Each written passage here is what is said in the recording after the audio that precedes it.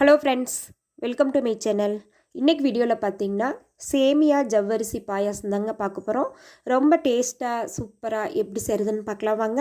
நம்ம சேனலுக்கு நீங்கள் புதுசாக இருந்தீங்கன்னா மறக்காமல் சப்ஸ்கிரைப் பண்ணிவிட்டு கூடவே பெல் சிம்பிளே கிளிக் பண்ணிடுங்க. வாங்க வீடியோக்குள்ளே போகலாம்.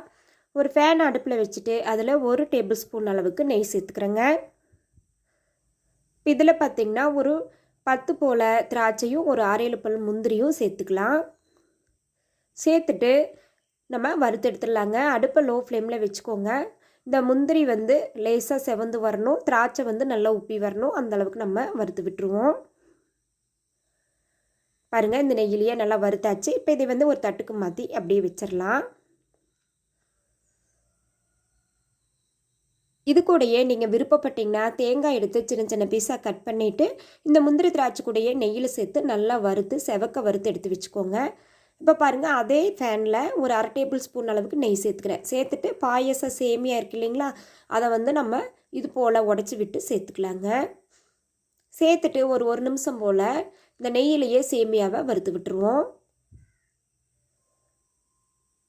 எல்லா சேமியாவும் நல்லா நெய்யில் மிக்ஸ் ஆகி வரணும், அது போல் கலந்து விட்டுருங்க. ஒரு நிமிஷம் வறுத்திங்கன்னா போதும். சேமியா பார்த்திங்களே தெரியும், நல்லா வறுவட்டுருச்சு. அது அப்படியே ஒரு தட்டில் ஆறிட்டு இருக்கட்டும். இப்போ பாருங்கள், அதே ஃபேனில் ஒரு 50 கிராம் அளவுக்கு லேசான ஜவ்வரிசி எடுத்துருக்குறேங்க. இப்போ இதில் 1 டேபிள் ஸ்பூன் அளவுக்கு தேங்காய் சேர்த்துக்கிறேன். நீங்கள் தேங்காய்க்கு பொதுவாக நெய் கூட சேர்த்து வறுத்துக்கலாம்.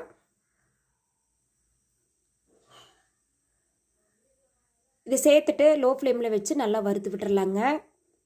இப்போ ஜவ்வரிசி பாருங்கள் லேசாக பொரிஞ்சு வந்திருக்கு. இந்த ஸ்டேஜில் வந்து நம்ம 1 டம்ளர் அளவுக்கு தண்ணி சேர்த்துக்கலாம். தண்ணி சேர்த்து இதை வந்து மூடி வச்சிடலாங்க. ஒரு 5 நிமிஷம்தான் எடுக்கும், சீக்கிரமாக வெந்துடும். ஏன்னா நம்ம வந்து ஜவ்வரிசியை வந்து வறுத்து சேர்த்துருக்குறோம், அதனால் சீக்கிரமாக வெந்துடும். இது கூட பார்த்திங்கன்னா நம்ம பால் சேர்த்துக்க போகிறோம், அதனால தான் ஒரே டம்ளர் தண்ணி சேர்த்து நம்ம வேக வச்சுருக்குறோம். பாருங்கள், நல்லா வெந்துருச்சு. இப்போ பாயாசம் பண்ணுற சட்டிக்கு நம்ம இதை மாற்றிக்கலாம்.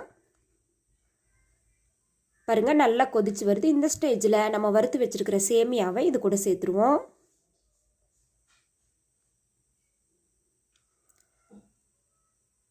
இந்த சேமியா வந்து நல்லா ஜவ்வரிசி கூட மிக்ஸ் ஆகி வெந்து வரணும். அது வரைக்கும் கொஞ்சம் பொறுமையாக நம்ம வேக வச்சு எடுத்துடலாங்க.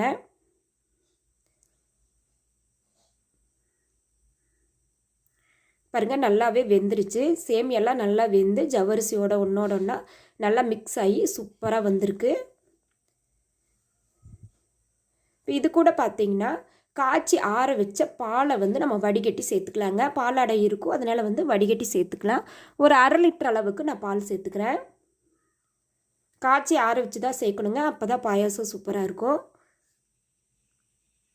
இப்போ பாலை சேர்த்துட்டு ஒரு நிமிஷம் போல் நல்லா கொதிக்கட்டும். ஜவ்வரிசியும் சேமியாவும் இந்த பாலோட மிக்ஸ் ஆகி நல்லா வெந்து வரட்டும். பாருங்கள், நல்லா கொதி பிடிச்சிருச்சு, வெந்துட்டுருக்கு. இந்த ஸ்டேஜில் நம்ம ஸ்டவ்வை வந்து லோ ஃப்ளேமில் வச்சுக்கலாம். இப்போ வாசனைக்கு 2 ஏலக்காயை நான் இது கூட தட்டி சேர்த்துக்கிறேங்க. நீங்கள் ஏலக்காய் தூள் இருந்தாலும் சேர்த்தலாம். சேர்த்துட்டு ஒரு நிமிஷம் போல் கொதிக்கட்டும். இப்போ பார்த்திங்கன்னா இதுக்கு தேவையான அளவு சர்க்கரை சேர்த்துக்கலாம். நான் வந்து 3/4 கப் அளவுக்கு சர்க்கரை சேர்த்துறேன். இதோட அளவுன்னு பார்த்துட்டிங்கன்னா ஒரு டம்ளர் அளவுக்கு சர்க்கரை இருக்கும், அந்தளவுக்கு நான் சேர்த்துக்கிறேன். சேர்த்துட்டு நல்லா மிக்ஸ் பண்ணி விட்டுருங்க. பாயாசம் வந்து இந்த பாதத்தில் இருந்தால் போதும். இப்போ இது கூட வந்து நம்ம வறுத்து வச்ச முந்திரி திராட்சையை ஆட் பண்ணிக்கலாம். ஏன்னா நம்ம வந்து பாயாசம் இறக்கி வச்சு ஆறும்போது பார்த்திங்கன்னா நல்ல திக்னஸ் ஆயிரும். அதனால் கொஞ்சம் தண்ணியாக இருக்கும்போதே நம்ம பாயாசம் வந்து இறக்கிக்கலாம். இந்த ஸ்டேஜில் ஸ்டவ் ஆஃப் பண்ணிவிட்டு ஒரு 1/2 மணி நேரம் ஆற விட்டுருங்க. 1/2 மணி நேரம் நீங்கள் ஆற விட்டாலே பாயாசம் வந்து நல்ல ஒரு திக்னஸாக நம்மளுக்கு வந்து கிடச்சிரும். அவ்வளோதாங்க, சூப்பரான சேமியா ஜவ்வரிசி பாயாசம் ரெடி ஆயிடுச்சு. வரப்போகிற புத்தாண்டுக்கு இப்படி ஈஸியாக வந்து பாயாசம் செஞ்சு ஸ்வீட்டோட புது வருஷத்தை தொடங்குங்க. இந்த வீடியோ பிடிச்சிருந்தா சேனலை மறக்காமல் சப்ஸ்கிரைப் பண்ணிடுங்க, லைக் பண்ணுங்கள், ஷேர் பண்ணுங்கள், கமெண்ட் பண்ணுங்கள். பாருங்கள் எவ்வளோ சூப்பராக நல்லா திக்காக வந்திருக்குன்ட்டு, டேஸ்ட்டும் சூப்பராக இருந்துச்சு.